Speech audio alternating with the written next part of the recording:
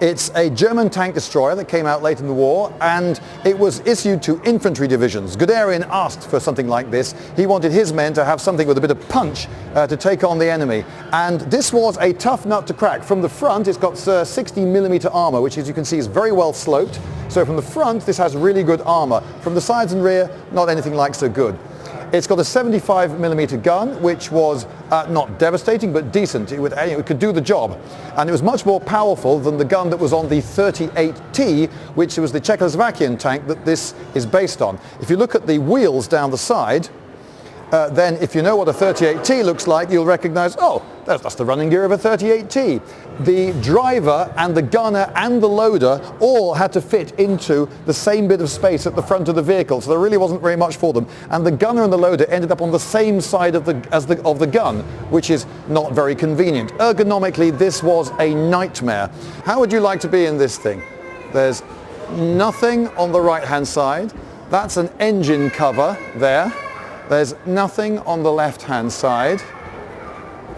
There's no hatch or anything like that at the front. What you've got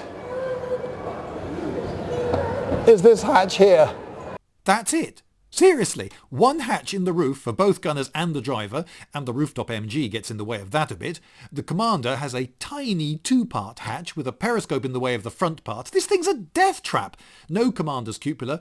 Inside the thing, the commander can see the backsides of the men in front of him, and if he's lucky, possibly something through his periscope. You're blind in this thing. You see there are no vision ports or anything along the side. There's only that tiny thing at the front. And this machine gun here, which is the heavy-barreled version of the MG-34, designed specifically for tank use, it was a bit heavy for an infantryman to carry, but having a heavy barrel was good because it could absorb more heat. That's actually quite unusual in that it's remote controlled. That can be fired from the inside of the vehicle for self-defense. And that's all it had though. You see there's no bow machine gun, no coaxial machine gun. So if an enemy got here, you've got nothing. You can't see him, you can't depress that gun to shoot him, you've got no pistol ports, no way of seeing him, you're pretty doomed.